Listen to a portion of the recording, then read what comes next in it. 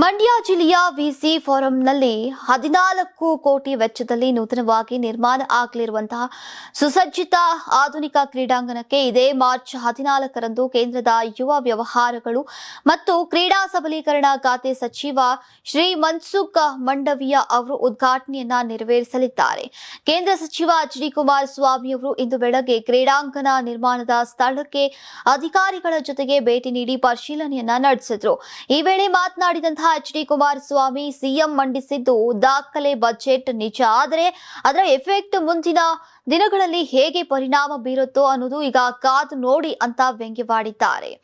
ಈಗಾಗಲೇ ಬಹಳ ಆರ್ಥಿಕ ಸಲಹೆಗಾರರು ಇದರ ದುಷ್ಪರಿಣಾಮವನ್ನ ಅದರ ಬಗ್ಗೆ ಕೂಡ ಈಗ ಎಚ್ಚರಿಸಿದ್ದಾರೆ. ಬಜೆಟ್ಗೇನು ಅದರಲ್ಲೇನು ನೀವು ಇಲ್ಲ ಅಂತ ಹೇಳೇನು, ದಾಖಲೆ ಬಜೆಟ್ ಮಂಡನೆ ಮಾಡಿದ್ದಾರೆ.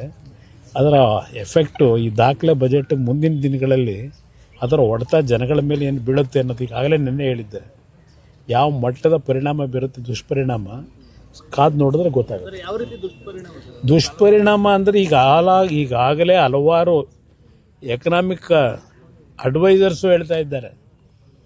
ಇದು ಮುಂದೆ ಅವರೇನು ಅಂಕಿಅಂಶ ತೋರಿಸಿದಾರಲ್ಲ, ಈಗ ನಮ್ಮ ಫಿಸಿಕಲ್ ರೆಸ್ಪಾನ್ಸಿಬಿಲಿಟಿ ಆ್ಯಕ್ಟ್ ಏನಿದೆ ಅದಕ್ಕೆ ನಾವು 3% ಒಳಗೆ ಇದ್ದೀವಿ ಅಂತ ಇವ್ರು ಹೇಳ್ತಾರೆ. ಕಳೆದ ವಾರ ಇದೇ ರಿಸರ್ವ್ ಬ್ಯಾಂಕ್ನಿಂದ ಕೊಟ್ಟಂಥ ವರದಿ ಪ್ರಕಾರ GDP ಗ್ರೋತ್ ಏನಿದೆ 25% ಒಳಗಿರಬೇಕಲ್ಲ, GDP ಗ್ರೋತ್ನ 25% ಒಳಗೆ ಇವತ್ತು ಅದು ಮೀರಿದೆ. ಬಟ್ ಇವ್ರ ಅಂಕಿಅಂಶದಲ್ಲಿ ಮರೆಮಾಚಿರ್ತಕ್ಕಂಥದ್ದೇನಿದೆ, ಇದರ ಎಫೆಕ್ಟ್ಗಳು ಮುಂದಿನ ದಿನಗಳಲ್ಲಿ ಪ್ರಾರಂಭ ಆಗುತ್ತೆ. ಇಲ್ಲಿ ಕಳೆದ ವರ್ಷವೇ ಕ್ಯಾಪಿಟಲ್ನ ಅಸೆಟ್ನ ಕ್ರಿಯೇಟ್ ಮಾಡಲಿಕ್ಕೆ 73,000 ಕೋಟಿ ಇಟ್ಟಿದ್ದರು. ಈ ಮಾರ್ಚ್ ಅಂತಿಮದವರೆಗೆ ಎಷ್ಟು ಖರ್ಚು ಮಾಡ್ತಾರೆ ಅನ್ನೋದು ತೆಗೆಸಿ. ಮಾಹಿತಿ ಇರತಕ್ಕಂಥದ್ದು 50% ಖರ್ಚಾಗಿಲ್ಲ ಕ್ಯಾಪಿಟಲ್ ಎಕ್ಸ್ಪೆಂಡಿಚರು. ರೆವಿನ್ಯೂ ಎಕ್ಸ್ಪೆಂಡಿಚರ್ ಎಷ್ಟು ಹೋಗಿದೆ?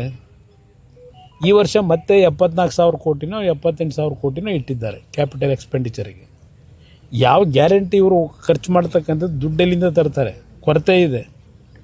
ಮಾತೆತ್ತಿದ್ರೆ ಕೇಂದ್ರ ಸರ್ಕಾರದ ಮೇಲೆ ಟೀಕೆ ಮಾಡೋದು ಹೊರತುಪಡಿಸಿ ಇವರ ಶ್ರಮ ಏನಿದೆ ಅನ್ನೋದು ನನಗೆ ಗೊತ್ತಿಲ್ಲ. ನನಗೆ ಈ ಸರ್ಕಾರಕ್ಕೆ ಇವತ್ತು ಎಲ್ಲ ರಂಗದಲ್ಲೂ ಫೇಲ್ಯೂರ್ ಆಗಿದ್ದಾರೆ. ಇಲ್ಲಿ ಪುಸ್ತಕದಲ್ಲಿ ಏನು ಓದಿದ್ದಾರೆ, ಹಲವಾರು ಯೋಜನೆಗಳು ಹಿಂದೆ ಈಗಾಗಲೇ ಪ್ರಾರಂಭ ಆಗಿ ಹಲವಾರು ಹಿಂದಿನ ಸರ್ಕಾರಗಳಲ್ಲೇ ತೀರ್ಮಾನ ಆದಂಥವನ್ನೇ ಓದಿದ್ದಾರೆ.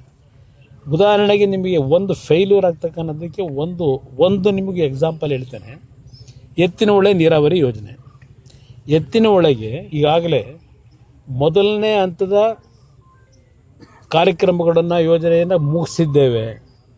ಎರಡನೇ ಹಂತಕ್ಕೆ ಪ್ರಾರಂಭ ಮಾಡ್ತೇವೆ. ಇನ್ನೇನು 17 ಕಿಲೋಮೀಟ್ರು ಕಾಲುವೆ ಆಗಬೇಕು.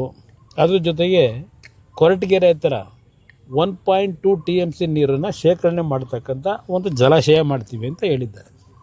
2018ರಲ್ಲಿ 5.57 TMC ನೀರನ್ನು ಹಿಡಿದಿಟ್ಕೊಳ್ತಕ್ಕಂಥದ್ದಕ್ಕೆ ಒಂದು ಜಲಾಶಯ ದೊಡ್ಡಬಳ್ಳಾಪುರ ಕೊರಟಗೆರೆ ಮಧ್ಯದಲ್ಲಿ ಆಗ್ತಕ್ಕಂಥದ್ದಕ್ಕೆ ಒಂದು ತೀರ್ಮಾನಗಳಾಗಿ GO ಎಲ್ಲ ಇಶ್ಯೂ ಆಗಿ ಹೋಗಿತ್ತು.